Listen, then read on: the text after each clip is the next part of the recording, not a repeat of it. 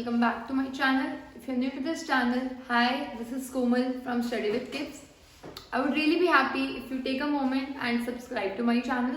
In today's video, we'll discuss the chapter Human Eye and Colorful World of Class 10.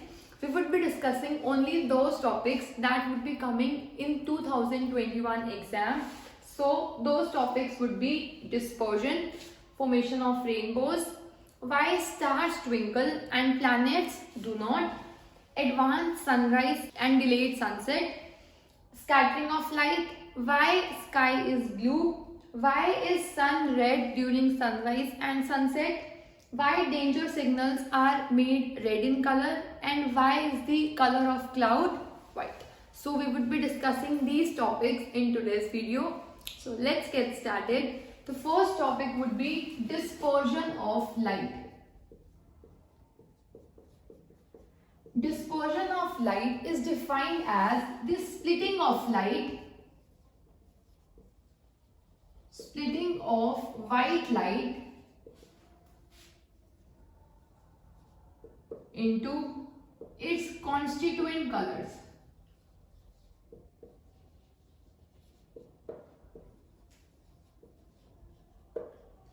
आपने एक experiment करके देखा होगा कि अगर हम स्केल को, रूलर को सन की साइड फेस करते हैं तो उसमें से हमें 7 कलर्स दिखाई देते हैं. वो 7 कलर्स कौन से होते हैं? Those are VIBGYOR. V stands for violet, I stands for indigo,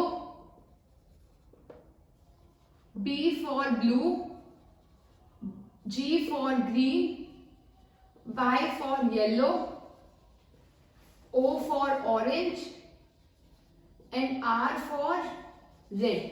So what is meant by dispersion of light? Dispersion of light means splitting of white light. अब white light होती कौन सी है? White light के sources क्या होंगे? Sun is a natural source of white light. अगर यहाँ पर sun है तो sun से जो light आती है उसका कलर क्या होता है? White light. या उसे हम कौन सी light बोलते हैं? White light. White light is composed of 7 colors और वो 7 colors कौन से हैं? विबग्योर. इन 7 colors के band को we call spectrum.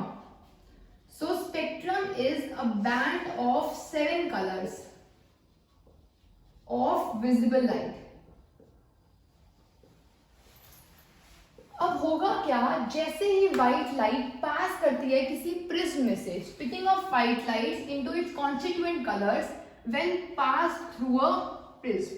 जैसे ही हम उसे प्रिज्म में से पास करेंगे, ग्लास प्रिज्म में से पास करेंगे, तो व्हाइट लाइट स्प्लिट कर जाती है. स्प्लिट करने का मीनिंग क्या होगा? अगर हमने ये प्रिज्म लिया है, प्रिज्म हम उसे बोलते हैं, प्रिज्म कंसिस्ट ऑफ 2 ट्राइंगल्स. मतलब आगे एक ट्राइंगल होगा, एक पीछे ट्राइंगल होगा. अगर हम ड्रॉ करें इसे तो प्रिज्म की शेप ऐसे होती है. I will also share the image with you. ये प्रिज्म है. प्रिज्म में अगर हम देखें तो आपने ट्राइंगल की पेंसिल देखी होगी. ट्राइंगल की पेंसिल में एक सरफेस ये होता है रेक्टेंगुलर, एक सरफेस ऐसे होता है रेक्टेंगुलर, और एक नीचे होता है रेक्टेंगुलर. और 2 सरफेसेस कैसे होते हैं? ट्राइंगुलर. ये ट्राइंगुलर है और ये ट्राइंगुलर है. ये सरफेस रेक्टेंगुलर, ये वाला सरफेस रेक्टेंगुलर, और नीचे वाला सरफेस भी कैसा होगा? रेक्टेंगुलर. ऐसे अगर ये ग्लास का बना हो तो we call this as glass prism. और जैसे ही व्हाइट लाइट इस ग्लास प्रिज्म में से पास करेगी तो वो स्प्लिट हो जाएगी. इसका मीनिंग है ये है प्रिज्म. अब इसमें से कौन सी लाइट हमें इंसिडेंट करनी है? White light. हमने लाइट इंसिडेंट की है. कौन सी लाइट इंसिडेंट की है? White light. अब अगर हम व्हाइट लाइट इंसिडेंट करेंगे तो सबसे पहले अगर हम डिस्पर्जन की बात ना करें, if we talk about refraction, refraction means अगर लाइट एक मीडियम से दूसरे मीडियम में जाएगी तो लाइट क्या कर जाएगी? बेंड. तो जो रे हम इंसिडेंट करते हैं दैट रे इज नोन एज इंसिडेंट रे. इस सरफेस का हमने ड्रॉ किया नॉर्मल, लाइट आई और इधर बेंड कर गई. अब अगर आपको बेंडिंग और डिटेल में रीड करनी है तो you can check out the video on refraction. अब लाइट आई, यहाँ पर हमने क्या ड्रॉ किया? नॉर्मल. तो नॉर्मल ड्रॉ करने के बाद जब लाइट रेयर से डेंसर मीडियम में जाती है it bend towards the normal, तो लाइट यहाँ पर बेंड कर गई। अब लाइट फिर से जा रही है ग्लास से एयर में, लाइट फिर से बेंड करेगी। लाइट बेंड कर रही है पर अब जा रही है डेंसर से रेयर मीडियम में, तो यहाँ पर हम फिर से क्या ड्रॉ करेंगे, नॉर्मल। नॉर्मल ड्रॉ करेंगे तो लाइट आई और अब स्ट्रेट ना जाकर नॉर्मल से अवे बेंड कर जाएगी। This is normal reflection of light. Light आई, this ray is known as incident ray. जो रे रिफ्लेक्ट हुई उस रे को बोलेंगे रिफ्लेक्टेड रे, और जो रे हमें फाइनली दिख रही है वो रे कौन सी होगी, इमर्जेंट रे, ER. ER stands for emergent ray. So this ray would be emergent ray. अब अगर हम ध्यान से देखें, जो इंसिडेंट रे का एंगल नॉर्मल के साथ होता है ये होगा एंगल ऑफ इंसिडेंट। जो रिफ्लेक्टेड रे का एंगल नॉर्मल के साथ होता है that is angle of refraction. तो ये भी एंगल किसका होगा, रिफ्रैक्शन का। अब ये नॉर्मल है और ये इमर्जेंट है, ये एंगल कौन सा होगा, angle of emergence. Incident angle, reflected angle and angle of emergence. ये तो नॉर्मल ग्लास प्रिज्म में हमने अभी रिफ्रैक्शन देखी है। एंड हमारा टॉपिक क्या है, dispersion of light. Dispersion of light means splitting of white light into its constituent colours. White light में मिलके बनी होती है 7 कलर्स में से। कौन से कलर 7 होते हैं, विबग्यो। अब जब लाइट पास करेगी तो लाइट पास कौन सी करवाई है हमने, व्हाइट लाइट। व्हाइट लाइट जैसे ही पास करेगी लाइट डिस्पर्स हो जाएगी। डिस्पर्स होने का मतलब है अपने 7 कलर्स में स्प्लिट हो जाएगी।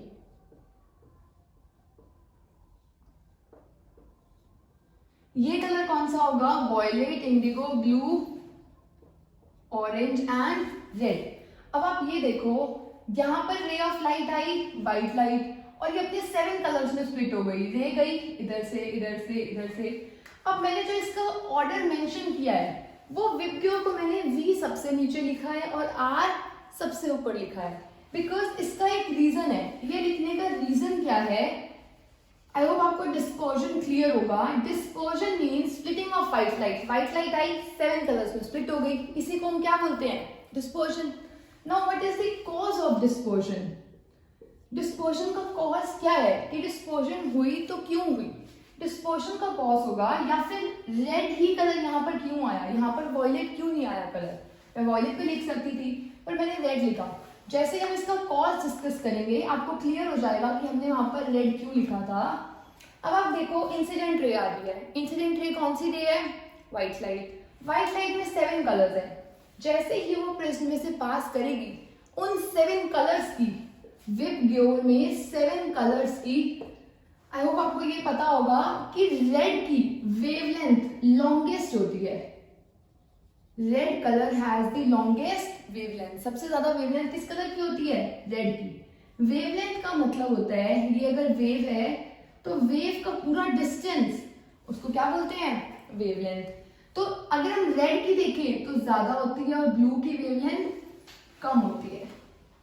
रेड की वेवलेंथ ज्यादा है और ब्लू की वेवलेंथ कम है।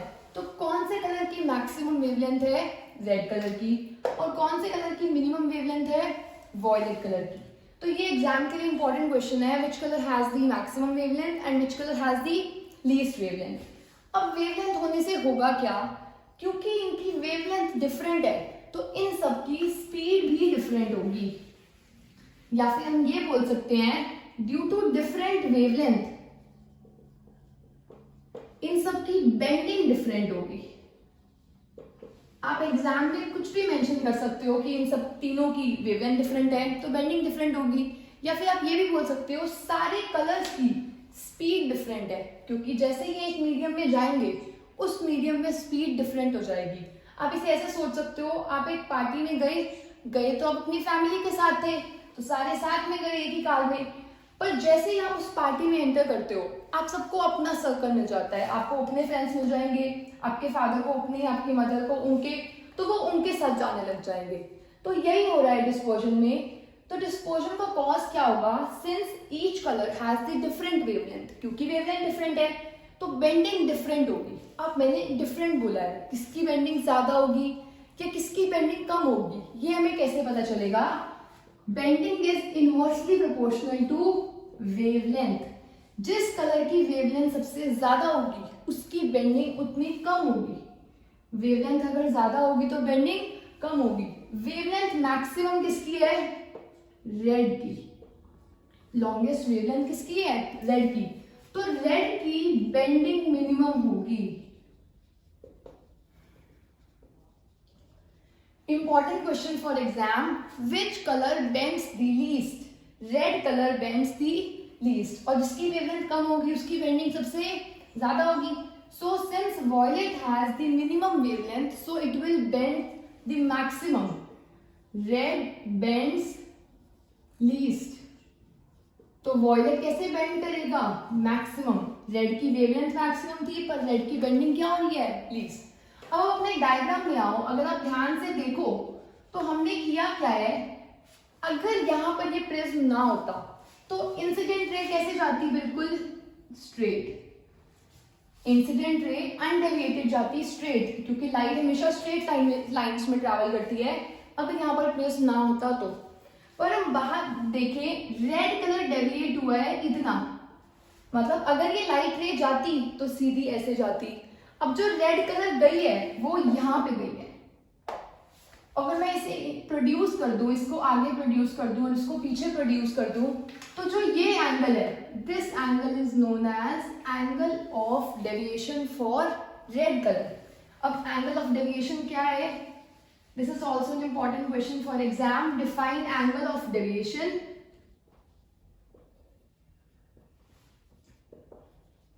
It is the angle between extended incident ray and emergent ray. Incident ray और इमर्जेंट रे के बीच में, इंसिडेंट रे को एक्सटेंड किया, जो इमर्जेंट रे है उसको एक्सटेंड किया, यही है ना इमर्जेंट रे, इसको एक्सटेंड किया। इन दोनों के बीच में जो एंगल होगा, this angle is known as angle of deviation. अब आप ध्यान से देखो, दोनों कलर के लिए एंगल ऑफ डेविएशन डिफरेंट है। रेड कलर के लिए इतना है और वॉयलेट के लिए, वॉयलेट कलर अगर पीछे जाएगी तो ऐसे जाएगी, ये रहा वॉयलेट के लिए। तो कौन सा कलर सबसे ज्यादा बेंड किया है? रेड की बेंडिंग क्या हुई है? मिनिमम, क्योंकि आप देखो एंगल बहुत छोटा है। सबसे ज्यादा बेंडिंग किस कलर की हुई है? वॉयलेट की। Violet bends maximum. So I hope you are clear with angle of deviation. कि angle of deviation is the angle between incident ray and the emergent ray. और आपको एग्जाम में ड्रॉ करने के लिए रेड कलर के लिए भी आ सकता है, वॉयलेट कलर के लिए भी आ सकता है। और which colour bends the most, which colour has the maximum wavelength. एक और क्वेश्चन जो इस टॉपिक से बनता है वो ये होगा, विच colour has the longest speed. किसकी प्रिज्म में स्पीड सबसे ज्यादा होगी? जिसकी बेंडिंग ज्यादा होती है। ये भी हमने रिफ्लेक्शन टॉपिक में डिस्कस किया था। जब बेंडिंग ज्यादा होगी तो वहां पर स्पीड कम होगी। बेंडिंग किस कलर की ज्यादा हुई है? वॉयलेट की। बेंडिंग वॉयलेट की ज्यादा है तो वॉयलेट की स्पीड ज्यादा नहीं होगी। स्पीड किसकी ज्यादा होगी? रेड की। सो रेड की स्पीड भी ज्यादा है और रेड की वेवलेंथ ज्यादा है, और बेंडिंग किसकी ज्यादा है? वॉयलेट की। So now we will discuss how can we nullify the effect of dispersion. मतलब डिस्पर्जन को खत्म कैसे करेंगे। इसमें भी न्यूटन था, न्यूटन साइंटिस्ट हर जगह है, और न्यूटन ने यहाँ पर बोला था अगर आप एक प्रिज्म रखते हो तो वो एक प्रिज्म क्या करवा देगा इस व्हाइट लाइट की? डिस्पर्जन। मतलब व्हाइट लाइट 7 कलर्स में स्प्लिट हो जाएगी, जिसमें सबसे नीचे कौन सा कलर आएगा? वॉयलेट, और ऊपर कौन सा कलर आएगा? रेड। अब अगर मुझे इसके इफेक्ट को नलिफाई करना हो तो न्यूटन ने बोला था टेक इन्वर्टेड प्रिज्म। एक और प्रिज्म लो और इसे इन्वर्टेड पोजीशन में रख दिया इन्वर्टेड पोजीशन में, और इस लाइट को, जो ये कलर 7 कलर्स आ रहे हैं, इसको पास करवा दो इस लाइट से। जैसे ही हम इस प्रिज्म से पास करवाएंगे तो ये 7 कलर्स रिकंबाइन कर जाएंगे। अब ध्यान से देखो, व्हाइट लाइट जब स्प्लिट हुई तो कौन से कलर्स मिले? 7 कलर्स का स्पेक्ट्रम। जब 7 कलर्स फिर से मिलेंगे तो फिर कौन सा कलर मिल जाएगा वापस से? White colour. So this is how you can nullify the effect of dispersion. जैसे आप एक पार्टी में से आए थे, एक पार्टी में सब अपने फ्रेंड्स के साथ हो गए, फिर जब वापस आ रहे हैं फिर से कार आई और आप फिर से सब कैसे चले गए? अपने घर पे। वैसे ही पाथ पे, जैसे आप साथ में आए थे और साथ में चले गए। So this is how you can nullify the effect of dispersion. Now we will move on to next topic, that is formation of rainbows. How are rainbows formed? So rainbows involve three important processes. First is refraction. Second is dispersion. And third is internal reflection. Reflection, rainbow topic is very important for you and you should also know the conditions कि कब rainbow form होगा और कब rainbow form नहीं होगा. Because हर बारिश में या हर टाइम rainbow तो form नहीं होता, तो rainbow form होने के लिए क्या condition होनी चाहिए कि हम rainbow को देख सकें. तो हमने normally observe किया है कि rainbow हम witness कर पाते हैं ड्यूरिंग अ रेनफॉल और आफ्टर अ रेनफॉल. क्योंकि रेनफॉल होने से क्या होगा, बारिश होने से हवा में एयर ड्रॉपलेट्स होते हैं और वाटर ड्रॉपलेट्स होते हैं. तो जो ये वाटर ड्रॉपलेट्स होंगे they act as prism. Water droplets किसकी तरह बिहेव करेंगे, प्रिज्म की तरह. और प्रिज्म में जैसे ही व्हाइट लाइट आती है, सन, अब देखो आपने दो कंडीशंस देखी रेनबो होने के लिए. एक तो इट शुड हैव रेन, अगर बारिश होगी तभी एटमॉस्फेयर में क्या होंगे, वाटर ड्रॉपलेट्स. तो फर्स्ट कंडीशन होगी rain should be there. Second condition होगी सन होना चाहिए. सन होगा तभी क्या आएगी, white light. Sun should be there. और थर्ड कंडीशन अभी हम एंड ऑफ द टॉपिक में देखेंगे. सन से जो लाइट आ रही है वो लाइट कैसी है, व्हाइट लाइट. व्हाइट लाइट जैसे ही आएगी तो वो रिफ्लेक्ट करेगी, बेंड कर जाएगी. और जैसे ये प्रिज्म की तरह एक्ट कर रहा है तो ये लाइट को क्या करवा देगा, डिस्पर्स, वॉयलेट और रेड. अब यहाँ पर क्या होगा इसका, अब आप देखो अगर हम पिछले वाला टॉपिक देखें तो आपको लगेगा पहले जा रही है एयर से वाटर में तो बेंड करेगी, फिर से जा रही है वाटर से एयर में तो फिर से बेंड करेगी. पर ऐसे कभी भी रेनबो फॉर्म नहीं होता. रेनबो में पहली कंडीशन थी रिफ्लेक्शन, हो गई. सेकेंड कंडीशन थी डिस्पर्शन, डिस्पर्शन भी हो गया, लाइट 7 कलर्स में स्प्लिट हो चुकी है. थर्ड कंडीशन है internal reflection. This term is new for you. आपको पता ही नहीं है इंटरनल रिफ्लेक्शन क्या होती है. आपने लाइट में ये तो देखा है कि अगर आप मिरर के सामने जाते हो तो आपकी इमेज फॉर्म होती है, बेसिकली रिफ्लेक्ट होती है आपकी इमेज.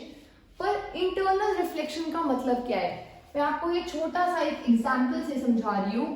आप मान लो आप पानी के अंदर हो, इसको अपने डिटेल में करना है इन क्लास 12 जहां पे ये पूरा टॉपिक बहुत डिटेल में आएगा.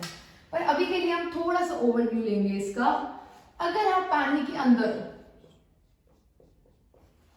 और आपके हाथ में टॉर्च है, टॉर्च लाइट, तो टॉर्च लाइट से आपने लाइट इंसिडेंट की. आपको पता है एक मीडियम से लाइट कहां चली जाएगी, दूसरे मीडियम से. और क्योंकि वाटर डेंसर है और ये रेयर है तो लाइट कहां बेंड कर जाएगी, अवे फ्रॉम द नॉर्मल. आपने किया, फिर एंगल को बढ़ा दिया, एंगल को बढ़ाया तो ये एंगल भी इंक्रीज हो गया, बेंडिंग और ज्यादा हुई. फिर आपने एंगल को इंक्रीज किया थोड़ा सा. जैसे आपने एंगल को इंक्रीज किया आपने देखा अब टॉर्च की लाइट बिल्कुल सरफेस पे जा रही थी. सरफेस वो सरफेस है जो इंटरफेस है एयर और वाटर का, जो यहाँ पर दोनों को सेपरेट कर रहा है. अब आपने कहा इससे ज्यादा एंगल को भी तो मैं बढ़ा सकता हूँ, तो आपने हल्का सा और एंगल बढ़ा दिया. जो ये एंगल जिस पे लाइट रे बिल्कुल सरफेस पे गई थी, इस इंसिडेंट एंगल को हम बोलते हैं critical angle.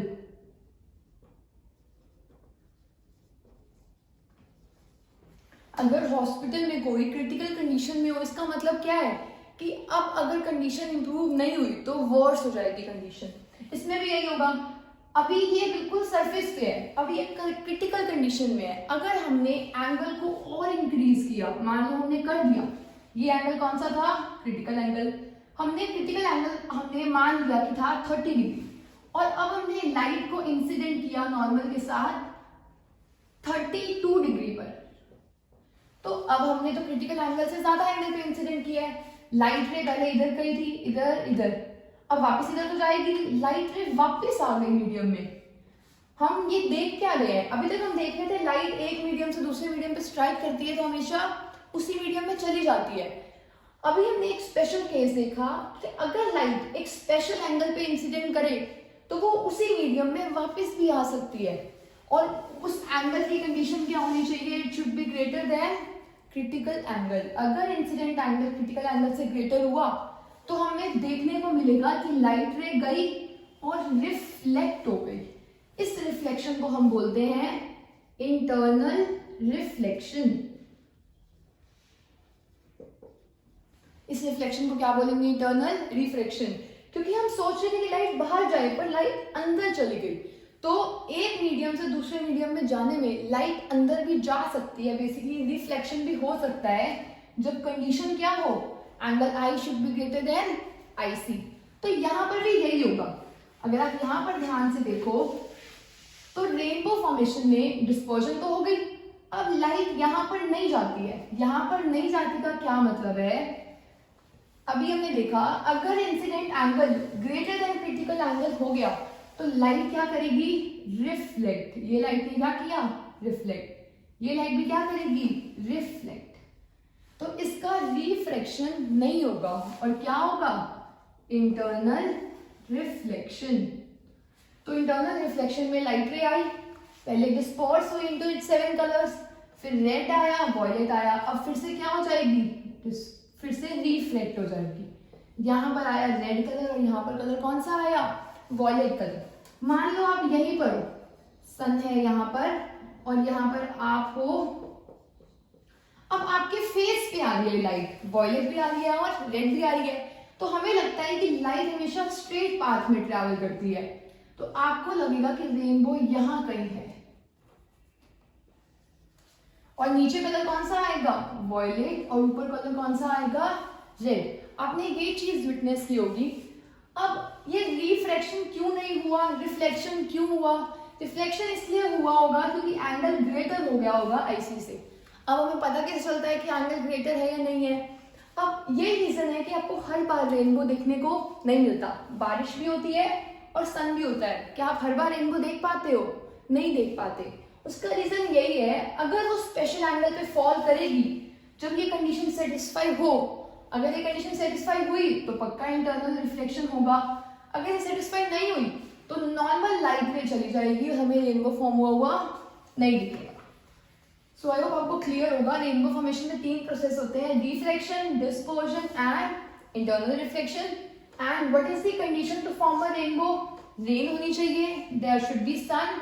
The third and the important condition is you should be standing with the sun behind you, मतलब सन आपसे पीछे होना चाहिए, मतलब आपको बीच में रहना है, between the sun and the rain drop. Rain drop और सन के जब आप बीच में रहोगे तो आपको क्या शो हो जाएगा? Rain. Observer should be between raindrop and sun. तो रेनड्रॉप और सन के बीच में जब ऑब्जर्वर होगा तो वो रेनबो को विटनेस कर पाएगा, अदरवाइज विटनेस नहीं होगा। Next question is why stars twinkle. So moving on to next topic, now we will discuss the next topic, that is atmospheric reflection. Atmospheric reflection means, अभी तक हम रिफ्लेक्शन देख रहे थे प्रिज्म में, अब हम देखेंगे एटमॉस्फेयर में कैसे रिफ्लेक्शन होती है या कौन से फिनोमेना इन्वॉल्व है एटमॉस्फेरिक रिफ्लेक्शन के साथ। So first phenomena that is involve is apparent position of a star. Now what does it mean? Apparent means something that is fake and not true. Apparent का मतलब होगा कोई चीज अगर true नहीं है तो उसे हम क्या बोलेंगे? apparent. अब हम बोल रहे हैं true position of a star नहीं बोल रहे हैं, हम बोल रहे हैं untrue position of a star या फिर fake position of a star. इसका मतलब क्या होगा? अगर हम देखें, हम रहते हैं ऑन द प्लैनेट अर्थ और अर्थ के बाहर एक एटमॉस्फेयर की लेयर है जिसमें क्या है? सारी गैसेस। तो ये क्या हुआ? अर्थ का atmosphere.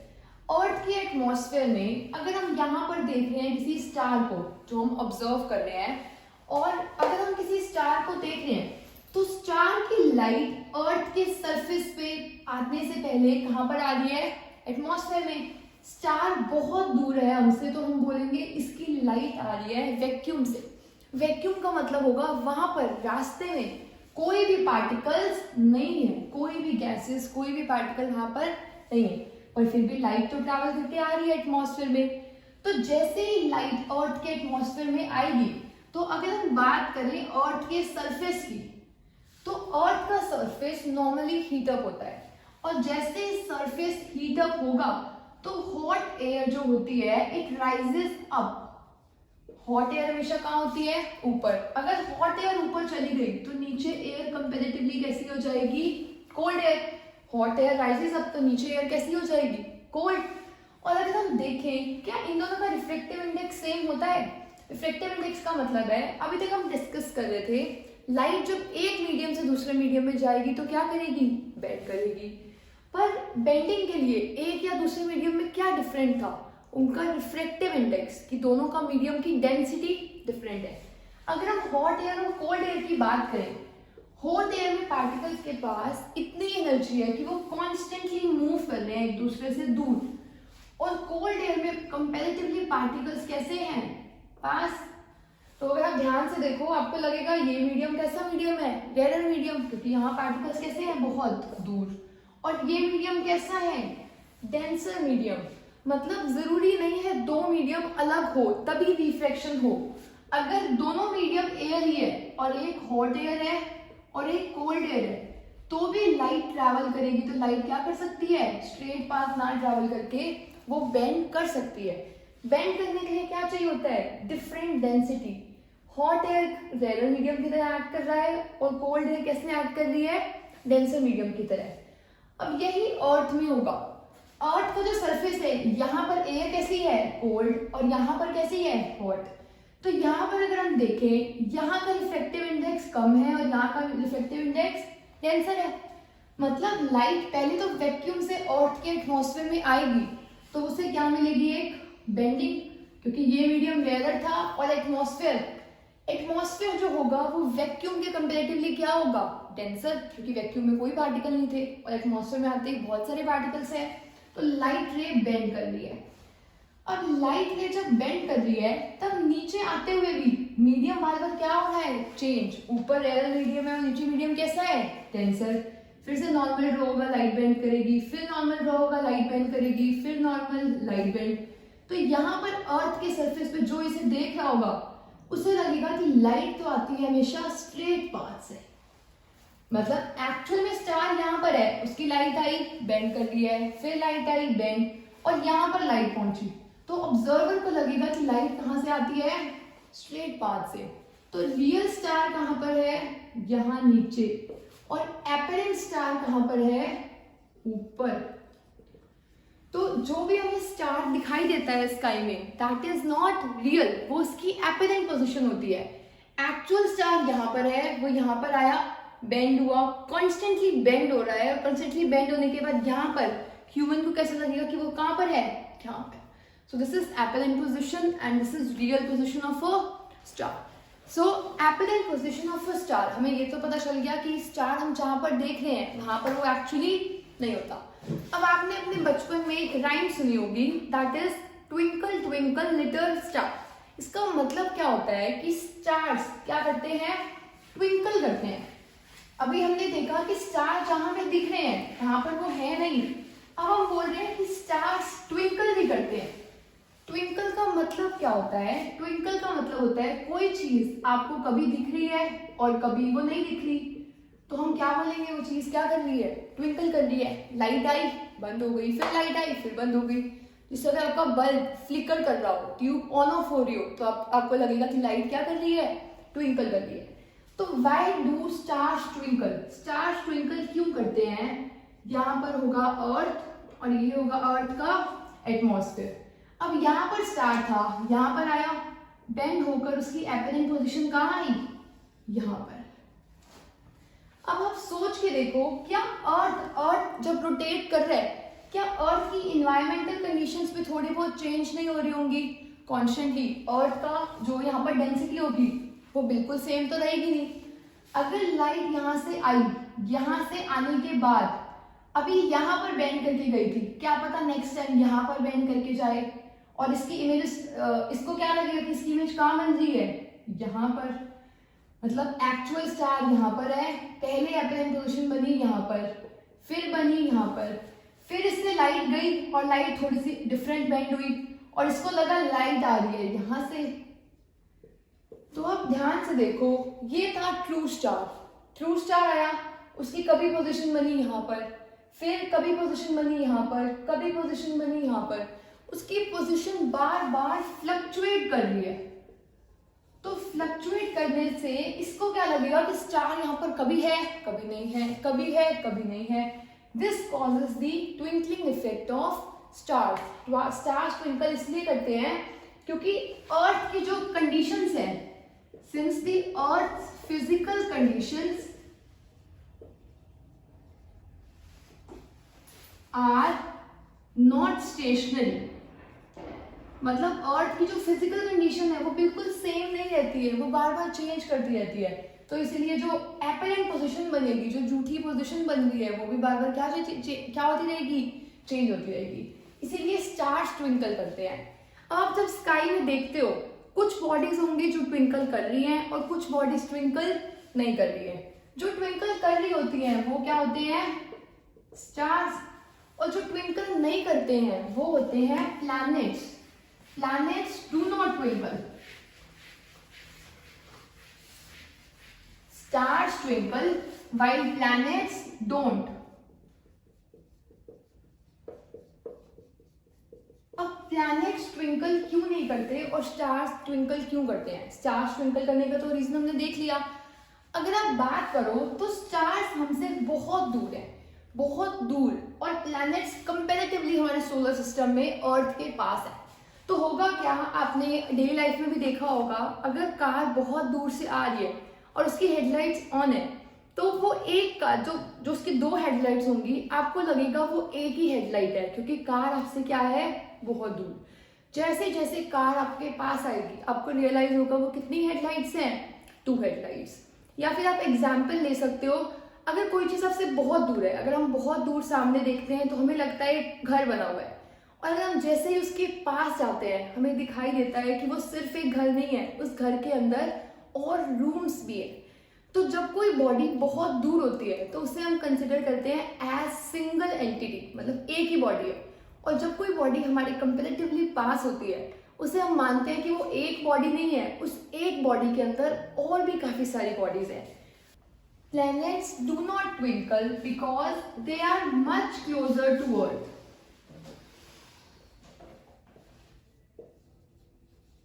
And second point is they are extended source of point sources of light.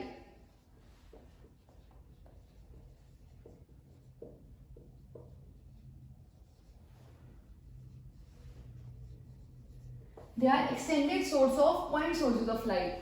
मतलब जब हम स्टार्स की बात कर रहे थे तब हम बात कर रहे थे एक एंटिटी की, एक बॉडी की। अगर हम प्लैनेट की बात कर रहे हैं तो हम मान रहे हैं कि उसके अंदर बहुत सारी बॉडीज हैं जिसमें जो लाइट को एमिट कर रही है।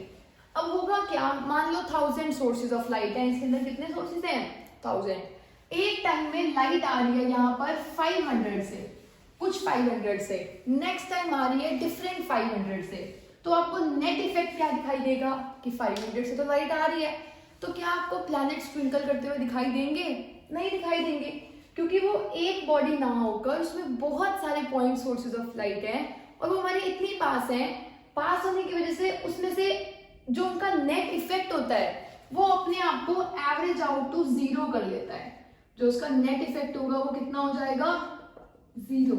नेट इफेक्ट 0 होने का मतलब होगा, इससे अगर ये आपस में ट्विंकल कर भी रहे हैं तो इनका नेट ट्विंकलिंग इफेक्ट क्या हो जाएगा, 0। और प्लैनेट हमें वहीं पर दिखाई देंगे, हमें लगेगा ही नहीं कि प्लैनेट ट्विंकल कर रहे हैं। तो प्लैनेट की जो एपरेंट पोजीशन होगी हमें वही शो होगी, वो ट्विंकल करते हुए नहीं दिखाई देंगे।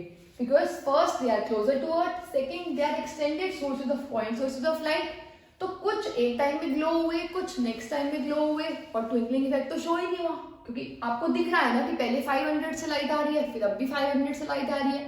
फिर ट्विंकल तो तब होता है जब एक बार लाइट आई फिर नहीं आई, बिल्कुल नहीं आई, फिर एक बार लाइट आई फिर बिल्कुल नहीं आई। इसमें तो ऐसा हो ही नहीं रहा, लाइट कॉन्स्टेंटली आ रही है। Moving on to next topic, that is advanced sunrise and delayed sunset. What do we mean by advanced sunrise and delayed sunset? अगर आप कोई काम एडवांस में कर रहे हो, इसका मतलब उस प्रायर डेट से पहले कर रहे हो तो वो एडवांस होगा। अगर आपको कोई असाइनमेंट 10 जनवरी को सबमिट करनी है और अगर आप उसके बाद कर रहे हो तो that is delay of something, और अगर आप 10 जनवरी से पहले कर रहे हो तो वो होगा एडवांस। अब हम एडवांस सनराइज बोल रहे हैं एंड डिलेड सनसेट बोल रहे हैं, इसका मीनिंग क्या होगा? जैसे अगर ये है अर्थ और ये क्या होगा? अर्थ का एटमॉस्फेयर। अब एक लाइन जो अर्थ, जो लैंड और स्काई को सेपरेट करती है, that is known as horizon. आपने देखा होगा सी लेवल पे कि सन आपने राइज होता हुआ देखा होगा कि सन क्या हो रहा है? राइज।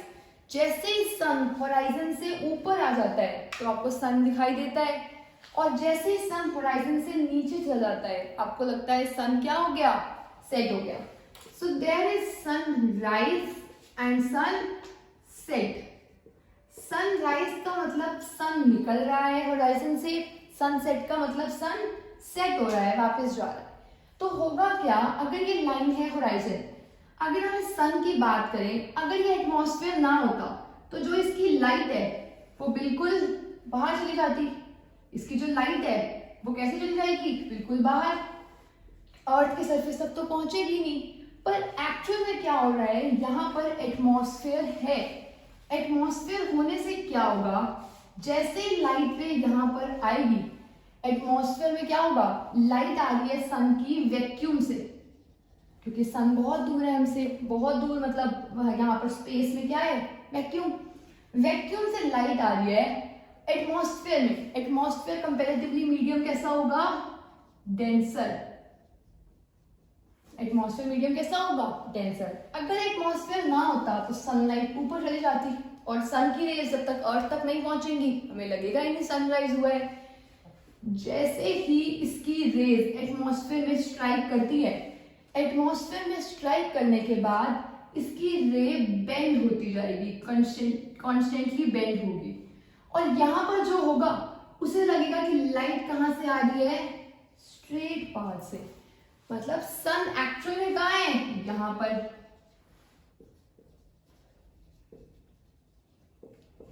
आप देखो सन यहां पर है, अगर एटमॉस्फेयर ना होता तो इसकी लाइट कहां चली जाती? अर्थ से दूर। पर क्योंकि यहाँ सन है और यहाँ पर एटमॉस्फेयर है, तो जैसे ही सन की लाइट एटमॉस्फेयर में आएगी वो बेंड होते होते अर्थ के सरफेस तक पहुंच जाएगी। पर अर्थ पे हमें कैसे लगेगा कि लाइट कहां से आ रही है? स्ट्रेट पाथ से। तो सन एक्चुअल में होराइजन से नीचे था और हमें दिखाई कहां दे रहा है? होराइजन के ऊपर। मतलब सनराइज हुआ नहीं है। सनराइज तब होता जब सन एक्चुअल में ऊपर जाता, पर सन एक्चुअल में ऊपर नहीं गया और आपको फिर भी दिखाई दे रही है सन की इमेज कहां पर? ऊपर दिखाई दे रही है। So this is what we call as advanced sunrise. कि आप जब उठकर देखते हो कि सनराइज हो गया है, उस टाइम एक्चुअल में सनराइज नहीं हुआ होता। ये आपको दिखाई देता है 2 मिनट पहले। मतलब यहां से यहां जाने में सन को 2 मिनट लगते हैं और आप पहले ही सन को देख चुके होते हो, उस टाइम सनराइज नहीं हुआ होता। Now next is delayed sunset. मतलब सनराइज एक्चुअल में हुआ नहीं था, होराइजन से सन ऊपर आया नहीं था, फिर भी हम देख पा रहे थे, तो इसको हम बोल रहे थे advanced sunrise. What would be delayed sunset? Delayed sunset का मतलब होगा जैसे मान लो सन यहाँ पर आया, यहाँ पर आने के बाद अब सन फिर से होराइजन के नीचे चला गया। सन होराइजन से नीचे चला गया मतलब सन क्या हो चुका है? सेट। एक्चुअल सन क्या हो चुका है? सेट। पर जैसे ही इसकी रेज एटमॉस्फेयर में स्ट्राइक करेंगी, एटमॉस्फेयर में स्ट्राइक करने के बाद वो बार बार क्या करेंगी? बेंड। और इसको लगेगा कि अभी सन कहां पर है? ऊपर। मतलब आप ध्यान से देखो, सनसेट हो चुका है फिर भी हमें कहां दिखाई दे रहा है? ऊपर। सनराइज नहीं हुआ था फिर भी हमें कहां दिखाई दे रहा है? ऊपर। एडवांस्ड सनराइज और डिलेड सनसेट। हम इसे डिलेड क्यों बोल रहे हैं? क्योंकि सनसेट हो चुका है फिर भी हमें ऊपर दिखाई दे रहा है। मतलब हमारे लिए सनसेट नहीं हुआ, हमारे लिए 2 मिनट सनसेट क्या हो गया? डिले हो गया। क्योंकि एक्चुअल में हो चुका था पर हमें 2 मिनट बाद दिखाई देगा कि अब सनसेट हुआ है।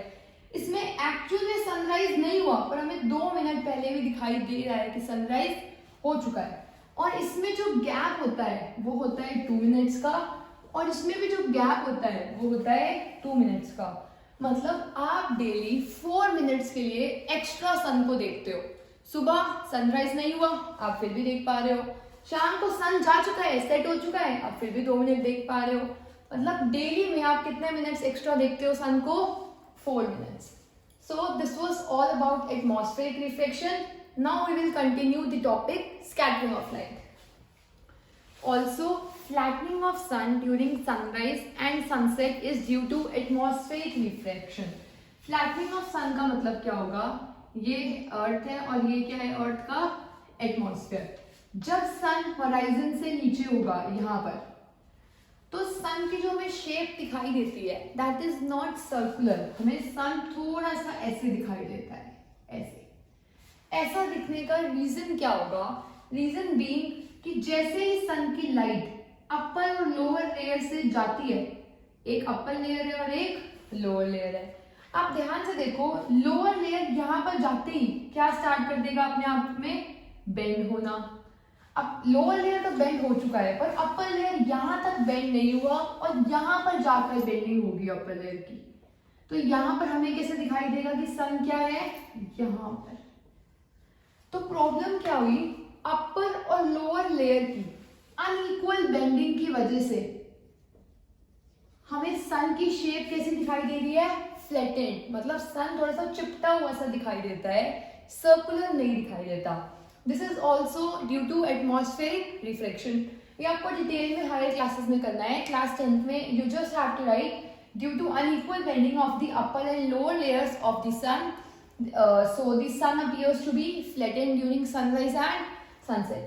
So now we will continue the topic, that is scattering. So what is scattering of light? अभी तक हमने देखा था डिस्पर्जन में कि लाइट स्प्लिट हो जाती है। स्प्लिट होने का मीनिंग क्या होगा? कि लाइट व्हाइट से 7 कलर्स में टूट गई, डिवाइड हो गई। अब हम बात कर रहे हैं scattering of light.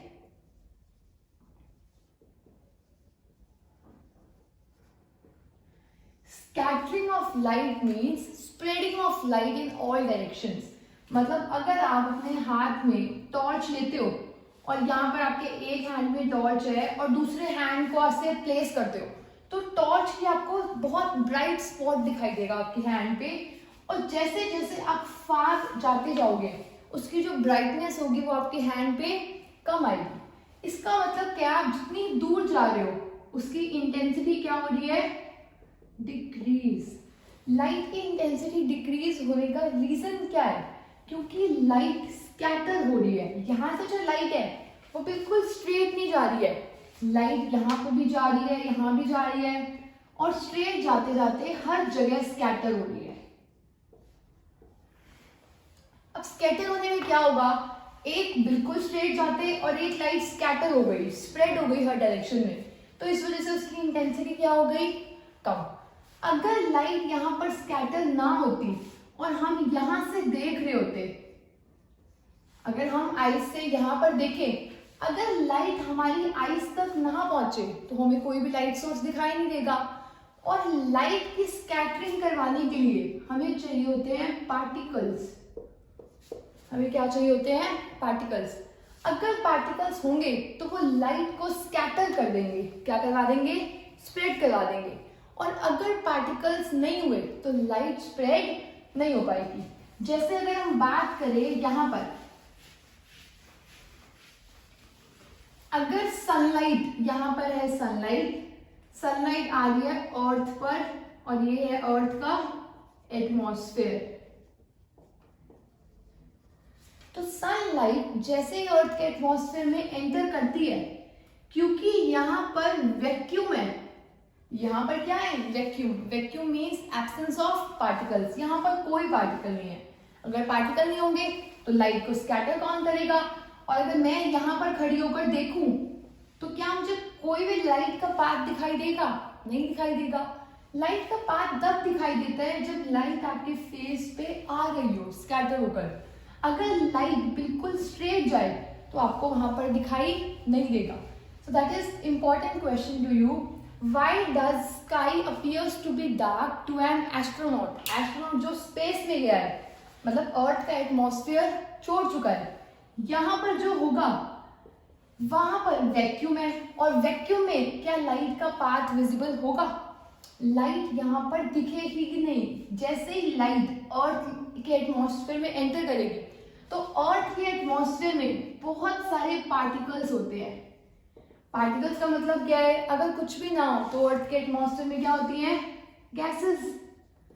Oxygen, nitrogen, carbon dioxide, सारी गैसेस के पार्टिकल्स होते हैं.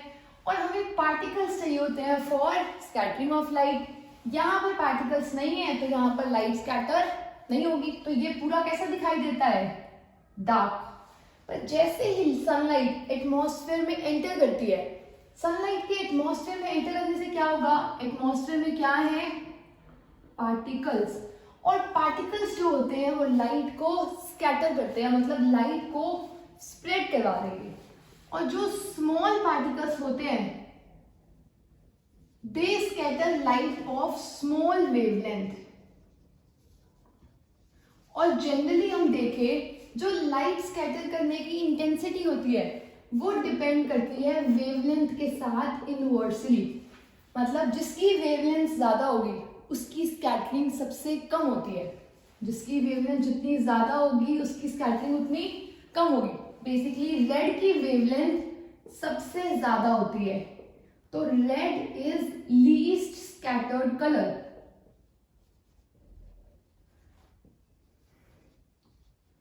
इसीलिए आपने देखा होगा since red is the least scattered colour, red की स्कैटरिंग सबसे कम हो रही है. तो जो डेंजर सिग्नल्स होते हैं, जो रेड लाइट में रेड होगा, दैट मीन्स टू स्टॉप, वो सारे किस कलर के होते हैं? रेड कलर के. Because red is least scattered. Red अपनी जगह पे फैलता नहीं है. जैसे अगर आप यहाँ पर देखो, अगर यहाँ पर कोई स्पॉट है रेड कलर का, अगर इसकी लाइट यहीं पर स्कैटर हो गई तो जो बंदा दूर से देख रहा होगा उसे तो रेड कलर दिखाई नहीं देगा, वो तो यहीं कहीं गायब हो जाएगा. तो रेड कलर हमें दिखाई नहीं देगा. क्योंकि रेड कलर हमें दूर तक दिखाई दे, क्योंकि कोई भी कलर हमें दूर तक दिखाई दे तो हम कौन सा कलर यूज करते हैं? रेड. क्योंकि red colour is the least scattered colour. Why? Because red has the maximum wavelength. जिसकी वेवलेंथ सबसे ज्यादा होती है उसकी स्कैटरिंग सबसे कम होती है. That is the reason danger signals are made red in colour. ताकि दूर में अगर फॉग भी हो एटमॉस्फेयर में तब भी आपको डेंजर सिग्नल्स तो दिखने ही चाहिए. इसलिए डेंजर सिग्नल्स का कलर कैसा होता है? रेड. ताकि इसकी कभी भी स्कैटरिंग ना हो पाए.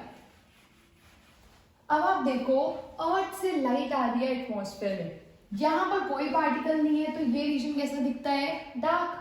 जैसे ही अर्थ में लाइट आएगी जिसकी वेवलेंथ ज्यादा होती है उसकी स्कैटरिंग कम होती है, जिसकी वेवलेंथ कम होगी उसकी स्कैटरिंग ज्यादा होगी. तो विबग्योर में वेवलेंथ कम होती है वॉयलेट, इंडिगो, ब्लू कलर की. तो यहाँ पर पार्टिकल्स किस कलर को स्कैटर कर देंगे? यहाँ पर स्कैटर कर देंगे वॉयलेट, इंडिगो और ब्लू. और मेनली जो कलर स्कैटर होता है वो स्कैटर होता है ब्लू कलर. बिकॉज हमारी जो आईज होती हैं they are not much sensitive to blue colour, violet colour. तो हमें वॉयलेट कलर ज्यादा पता ही नहीं चलता. तो हमारी आईज किसके लिए सेंसिटिव होती है? ब्लू कलर के लिए. तो सन रेज से सारे कलर्स आ रहे थे पर पार्टिकल्स ने कौन सी लाइट को स्कैटर किया? ब्लू कलर की वेवलेंथ को. क्योंकि ब्लू कलर स्कैटर हुआ है तो यहाँ पर हमें अर्थ के सरफेस पे स्काई का कलर कौन सा दिखाई देता है? Blue. So I hope you are clear with why sky is blue to us. हमें स्काई ब्लू क्यों दिखाई देती है? क्योंकि सनलाइट जैसे ही एटमॉस्फेयर में एंटर करती है it consist of particles that scatter bluish colour. तो क्योंकि ब्लूइश कलर स्कैटर हो रहा है तो स्काई कैसे होगी? ब्लू. और स्पेस में स्काई कैसे दिखाई देगी? Black, due to absence of particles. So there would be no scattering of light. और क्योंकि कोई स्कैटरिंग नहीं है तो स्काई कैसे दिखाई देगी? Black. Next is why sun appears red during sunrise and sunset. अगर आपने सनराइज और सनसेट में सन को देखा हो तो जो कलर दिखता है that is red, crimson red colour. तो उसके पीछे रीजन क्या होगा, ये है अर्थ और ये है अर्थ का एटमॉस्फेयर। तो होगा क्या, यहां पर हमने ड्रॉ किया होराइजन। होराइजन ड्रॉ करने के बाद होराइजन के नीचे है सन, मतलब राइज नहीं हुआ। अगर सन होराइजन के नीचे तो आप देखो जो सन रेज है उस सन रेज को यहां से यहां तक डिस्टेंस ट्रैवल करना है, इतना डिस्टेंस ए और बी, यहां तक डिस्टेंस। ये होगा सनराइज के टाइम पे या फिर सनसेट के टाइम पर। और अगर हम बात करें नून की, नून में सिर कहाँ जाता है, आफ्टरनून में हमारे बिल्कुल सिर पर। तब दोनों टाइम सन का कलर क्या होता है, डिफरेंट। डिफरेंट होने का रीजन क्या होगा, यहाँ पर सन को ट्रैवल करना है ए बी डिस्टेंस, और नून में यहाँ पर तो स्कैटरिंग होगी नहीं, वैक्यूम में स्कैटरिंग नहीं होती है। स्कैटरिंग कब स्टार्ट होती है, एटमॉस्फेयर में। अब आप ये रीजन देखो, अब आप देखो ए बी रीजन बड़ा है या बी सी रीजन बड़ा है। A B is greater than B C, A B is greater than B C. तो क्या होगा, सन से लाइट आ रही है, कौन सी लाइट आ रही है, व्हाइट लाइट। व्हाइट लाइट में कितने कलर्स हैं, 7 कलर्स, विबग्योर। अब विबग्योर में से सबसे ज्यादा स्कैटर होने की पॉसिबिलिटी होती है, जिसकी वेवलेंथ कम होगी उसकी स्कैटरिंग सबसे ज्यादा होगी। वेवलेंथ कम किस कलर की है, ब्लू कलर की, तो ब्लू स्कैटर होगा। यहाँ पर कौन सा स्कैटर होगा, ब्लू। ब्लू के बाद विबग्योर में कौन सा कलर आएगा, ग्रीनिश ऑरेंजिश। यहाँ पे कौन सा कलर स्कैटर होगा, ग्रीनिश ऑरेंजिश। और यहाँ पर जहां पर हम हैं, हमारी आईज पे कौन सा कलर बच रहा है, रेड कलर। अब सोच के देखो, आपके पास 7 कलर्स हैं, 7 क्रेयॉन्स हैं। 7 क्रेयॉन्स में से पहला क्रेयॉन आपने खत्म कर दिया, सेकेंड, थर्ड, फोर्थ, फिफ्थ कर दिया, तो एंड में आपके पास कौन सा क्रेयॉन बचा कलर करने के लिए, लास्ट वाला। लास्ट वाला यहाँ पर कौन सा है, रेड कलर। तो why sun appears reddish during sunrise and sunset, because during that time the rays have to travel a larger distance. Distance क्या ट्रैवल करना होगा, ग्रेटर। यहाँ पर मुझे डिस्टेंस क्या ट्रैवल करना है, greater distance. Since they have to travel greater distance, all the other colors are scattered away except red. Red के अलावा सारे कलर स्कैटर हो चुके हैं, गायब हो चुके हैं, यहीं पर स्कैटर हो गए। तो आइस पे कौन सा कलर फॉल करेगा, रेड। अब अगर हम नून की बात देखें तो यहाँ पर तो कोई स्कैटरिंग नहीं होगी। एटमॉस्फेयर में जैसे ही एंटर करेगा, बीसी रीजन बहुत कम है, आपके पास क्रेयॉन्स कितने हैं अभी भी, 7। सबसे पहले आप कौन सा फिल करोगे, वॉयलेट, वो भी थोड़ा सा, क्योंकि बहुत कम स्पेस है। मान लो आपने 7 कलर्स में से 0.5 कलर यूज कर लिया वॉयलेट का, अभी कौन से कलर्स बचे हैं आपके पास, 6.5। और 7 कलर्स का जो कॉम्बिनेशन होता है वो कलर क्या होता है, व्हाइट। तो ऑलमोस्ट 6.5 कलर का कॉम्बिनेशन भी क्या होगा, व्हाइट। इसीलिए दोपहर को हमें सन का कलर कैसा दिखाई देता है, व्हाइट। एंड ड्यूरिंग सनराइज और सनसेट कलर कैसा होता है, orangish yellow. Orangish yellow colour दिखता है क्योंकि डिस्टेंस ज्यादा है, all the colours get scattered. और इसमें क्या होगा, only few colours are scattered, so rest will give the combination white colour. So that is the reason sun is red during sunrise and sunset and white during noon. So moving on to last question of today's class, that is why are clouds white?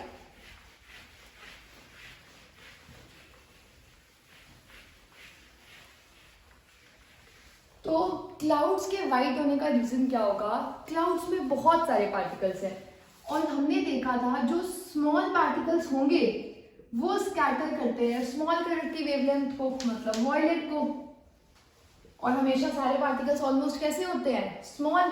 इसीलिए हमने देखा था जो intensity होगी वो कैसे depend करती है, वेवलेंथ के इनवर्सली. तो ये इसके लिए एप्लीकेबल था. अगर पार्टिकल्स बहुत लार्ज हो जाते हैं तो वो स्कैटर करते हैं लाइट को, लेस वेवलेंथ. अगर हम बात कर रहे हैं क्लाउड्स की, तो क्लाउड्स में क्या होगा, क्लाउड्स में बहुत सारे पार्टिकल्स होते हैं जिनका साइज डिफरेंट होता है। कोई पार्टिकल्स होंगे स्मॉल और कोई पार्टिकल्स होंगे लार्ज। तो कुछ पार्टिकल्स स्मॉल हैं और कुछ पार्टिकल्स लार्ज है। जो लार्ज पार्टिकल्स होते हैं वो ग्रेटर वेवलेंथ वालों को स्कैटर करते हैं। तो क्लाउड्स में डिफरेंट टाइप ऑफ पार्टिकल्स हैं हर साइज के। तो स्मॉल वेवलेंथ वाले वॉयलेट को स्कैटर करेंगे, लार्ज साइज वाले लार्ज वेवलेंथ को स्कैटर करेंगे। मतलब जब सारे कलर्स इक्वली स्कैटर हो रहे हो, all colours are scattered equally, अगर रेड येलो ब्लू ग्रीन सबकी स्कैटरिंग हो रही है और इक्वल अमाउंट में, तो नेट रिजल्ट कैसा दिखाई देगा, white. So that is the reason clouds are white, because it consists of all the particles of different sizes and the scattering of all colors is equal. So net effect we see is white. There is also a very small topic left, that is Tyndall effect. What is Tyndall effect? I hope आपने ये class 9th में भी discuss किया होगा।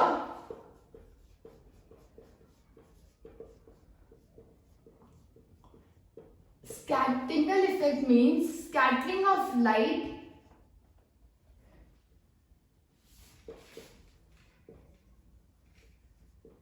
when the path of light becomes visible.